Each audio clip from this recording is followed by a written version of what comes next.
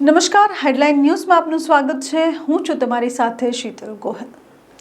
વડોદરા શહેરમાં ગત દિવસોમાં બે મોટા બનાવ બની ગયા।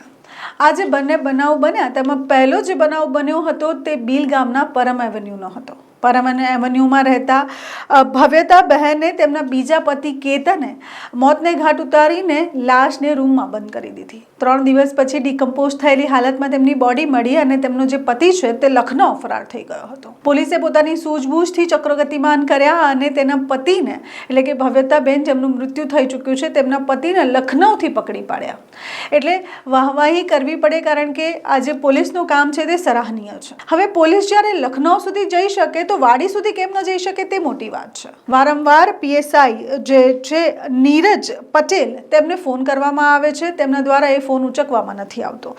વાડી પોલીસ મથકના પીઆઈ ફોન નથી ઉચકતા, તે કોઈ જવાબ નથી આપતા અને સૌથી મહત્વની વાત એ છે કે પોલીસ જે વડતાલ સ્વામિનારાયણ મંદિર છે તેમાં જ રહેલા જેપી સ્વામી ઉર્ફે જગન પાવનદાસ સ્વામીને કેમ નથી પકડી રહ્યા યા તો પૂછતાછ માટે કેમ નથી બોલાવી રહ્યા। સ્વામિનારાયણ સંપ્રદાયની જ્યારે વાત કરીએ ત્યારે સ્વામિનારાયણ સંપ્રદાય આ રીતની વાતોમાં ઘણા વખત આવતું જ હોય છે। ઘણા વખત એવા કિસ્સાઓ બહાર આવતા હોય છે જ્યાં સ્વામિનારાયણ સંપ્રદાયના સંતો દ્વારા રીતના કૃત્ય કરવામાં આવતા હોય છે। આના પહેલા પણ ગયા મહિને સ્વામિનારાયણ સંપ્રદાયના 2 સ્વામીઓ ઉપર યુવાનોના કાન ભરવાનો અને તેઓને ઘરથી દૂર લઈ જઈને પોતાના જ આશ્રમમાં રાખવાનો એક મોટો કેસ બહાર આવ્યો હતો। હવે અત્યારે આ જે કેસ બહાર આવ્યો તેમાં 14 વર્ષની બાળિકાને ઘડિયાળ યુએસથી આવી છે તને હું આપું એવી રીતે તેને બોલાવવામાં આવી અને તેની સાથે બળાત્કાર ગુજારવામાં આવ્યો।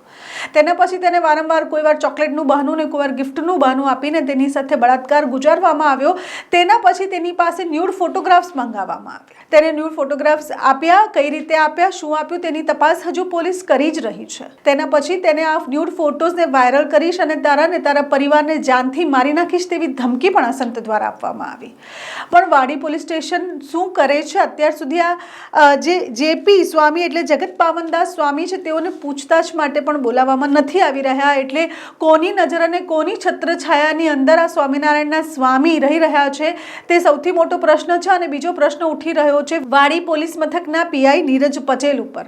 દાવો કરવામાં આવી રહ્યો છે કે વારંવાર તેમને સવાલ કરવામાં આવે છે, તે સવાલના જવાબ આપતા ટાળી રહ્યા છે અને તેની સાથે તેમને પૂછતાછ માટે કોઈ પણ ફોન કરવામાં આવે તો પીઆઈ દ્વારા એ ફોન ઉચકવામાં નથી આવતો। હવે જોવાનું એ છે કે આ સમગ્ર કિસ્સામાં ક્યારે એ બાળિકાને ન્યાય મળે છે અને ક્યારે વાડી પોલીસ મથકના પોલીસ કર્મચારીઓ પોતાની આળસ મરડે છે અને ન્યાય માટે હાથ પગ ચલાવવાનું શરૂ કરે છે।